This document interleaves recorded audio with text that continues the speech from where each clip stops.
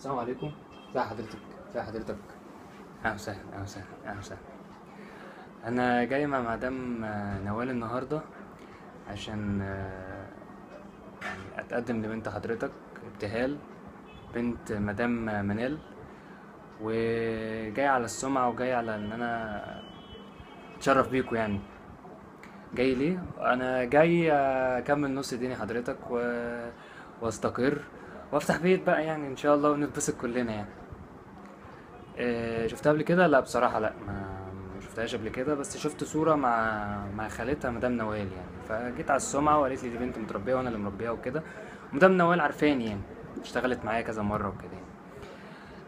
اهلي فين؟ هما بصراحة مسافرين، بس قالوا لي اتكلم مع حضرتك واتفق معاك على كل حاجة، وهما مش هيعارضوا ان شاء الله بإذن الله يعني. عندي شقة، طبعا عندي شقة وتمليك وثلاث اوض، ويعني نتبسط كلنا يعني ان شاء الله. نعم حضرتك؟ شقة في مصيف، ويا ريت في الساحل الشمالي. طب ان شاء الله خير يعني، احنا لسه بنقول يا هادي في الشغل وكده، بس عينيا ليها حضرتك يعني ان شاء الله يعني. بشتغل ميديكال ريب. نعم. مالي لب، لا لا لا، يعني ميديكال ريب يعني اللي هو مندوب ادوية يعني، معلش الكلام دخل في بعضه. وعندي صيدلية بزورها بالليل يعني. تمام. نعم حضرتك. اشتغل شغلانة تالتة في مصنع. طب ربنا يديني الصحة يعني ان شاء الله خير يعني ان شاء الله خير. عندي عربية؟ لا الصراحة لا، ما يعني شايف السواقة هنا والدنيا زحمة وكده، فبحب ان انا اركب مواصلات وكده. نعم.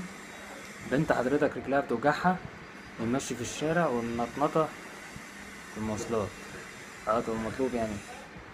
انا عن نفسي بصراحة مش عايز اجيب عربية، اجيب لها هي او ماله، مش مشكلة. تمام. نعم يا طنط.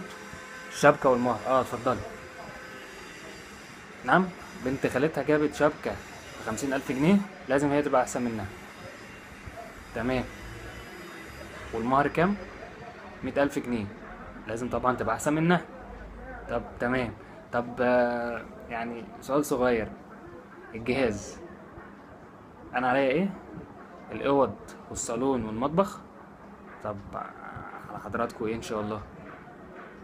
آه السجاجيد وقمصان النوم والستاير.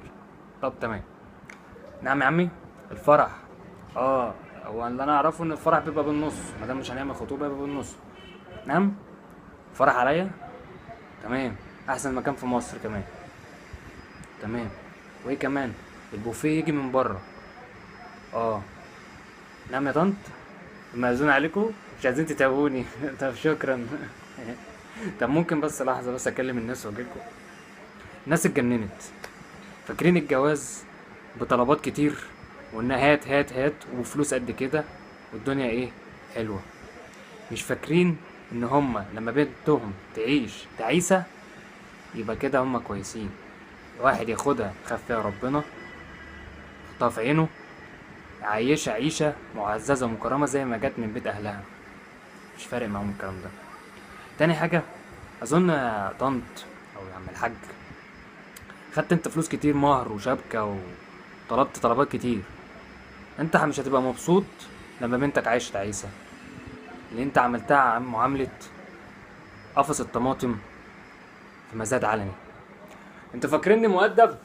مؤدب مين؟ ده انا عرباجي يابا، اطلعوا لي بره يا ولاد الكلب.